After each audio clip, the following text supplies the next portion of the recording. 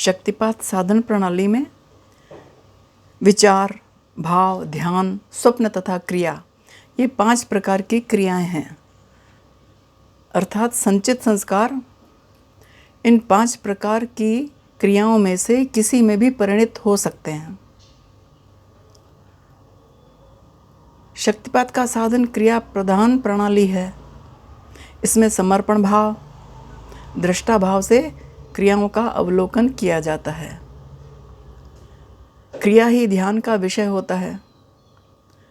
क्रिया ही साधक, साधन तथा साध्य है, ये गुरुदेव कहते हैं।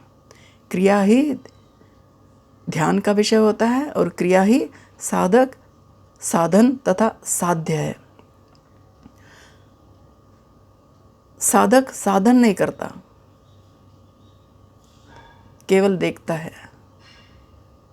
कई बार ऐसा भी होता है कि साधक को क्रिया तो होती है किंतु वह क्रिया को समझ नहीं पाता। वह केवल उछल कूद को ही क्रिया समझता है। यदि उसे सूक्ष्म अथवा सौम्य क्रिया होती है तो उसके समझ में ये क्रिया है ही नहीं। विचार, भाव, ध्यान, स्वप्न तथा क्रिया, ये 5 प्रकार की क्रियाएं हैं, गुरुजी कहते हैं।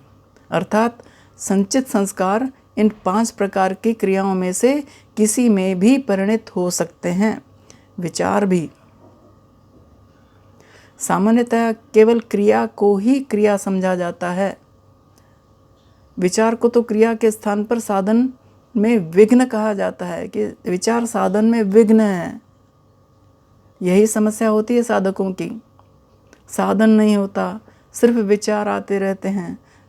तो गुरुदेव कहते हैं कि विचार भी क्रियाएं हैं।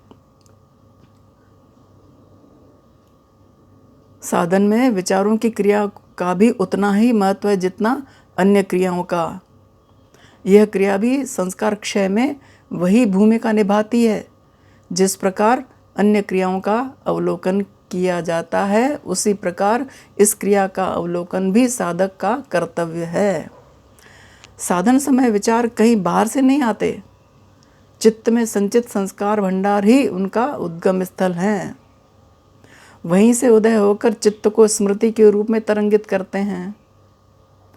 तब मनुष्य बाह्य जगत में निवास करते हुए भी अंतर जगत में विचरण करता रहता है।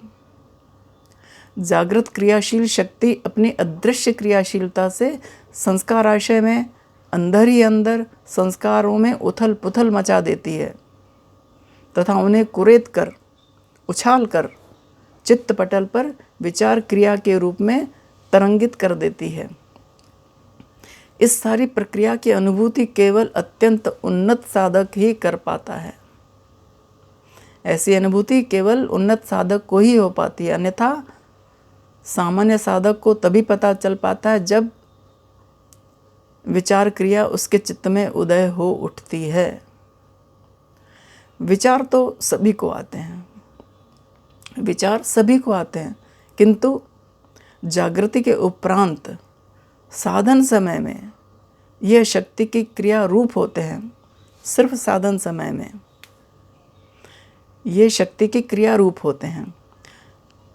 यह संस्कार क्षय का भी एक उपाय है, चित्त शुद्धि का क्रम है, पुरानी स्मृतियों की विस्मृति है। ये विचार क्रिया एक सतत प्रवाहित नदी की भांति चित्त में प्रवाहशील बनी रहती है निरंतर। यदि उसे रोकने का प्रयत्न किया भी जाए तो भी वह नहीं रुकती। विचार कभी रुकते हैं क्या? नहीं रुकते हैं।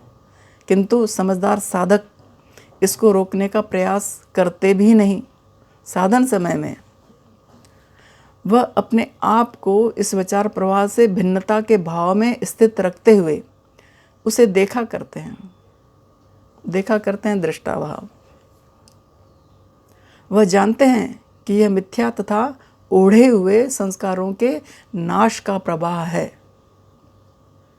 वे इसे रोकने का प्रयत्न करके इस नाश प्रवाह को अवरुद्ध नहीं करना चाहते। क्रियाएं हैं ना, इनको रोकना नहीं है। किसी भी साधक को आने देना चाहिए। संस्कार क्षय ही तो होगा। वह चाहते हैं कि अधिक से अधिक विचार आएं। उन्नत साधक जो मानते हैं ना कि विचार भी एक क्रिया है, उन विचारों को आने देते हैं, रोकते नहीं हैं। ये विचार आएं ताकि अधिक से अधिक संस्कार क्षीण होते जाएं। शक्तिपात साधन प्रणाली का साधक यदि साधन के प्रारंभ काल से ही विचारों के आने से घबरा कर एकाग्रता की चिंता करने लगे तो वह कदापि उचित नहीं। अपितु साधक तो कभी भी एकाग्रता की चिंता नहीं करता। उसे पता है कि एकाग्रता तभी आएगी जब या तो एकाग्रता के पुराने संचित संस्कार चित्त में उदय होकर एकाग्रता क्रिया के रूप में तरंगित करेंगे। इसका मतलब है कि एकाग्रता भी संचित संस्कारों के उदय होने पर होती है, अथवा मेरा मानना है गुरु कृपा से। गुरु कृपा सर्वोपरि। तो ये क्रिया रूप में तरंगित करेंगे जब संस्कार उदय होंगे, अथवा संस्कार पूरी तरह क्षीण होकर चित्त की निर्विषय अवस्था आ जाएगी। दोनों बातें हैं। इस लक्ष्य को प्राप्त करना अभी बहुत दूर है, बहुत दूर की बात है। ये संस्कारों का भंडार इतना विशाल है, उसे क्षीण करने के लिए दीर्घ काल तक सतत धैर्यपूर्ण साधन की अपेक्षा है। इसलिए वह विचारों, क्रियाओं तथा भावों को अधिकाधिक निमंत्रित करता है। कहता है आओ आओ विचार आओ। लोग विचारों से घबराते हैं, पर साधक कहता है आओ। विचार क्रिया साधन में बाधक नहीं अपितु सहायक है। बाधक नहीं अपितु सहायक है। परंतु शर्त ये है कि इस क्रिया का आनंद लेते समय अलगाव का भाव बनाए रखें, अपने को अलग रखें उन विचारों से।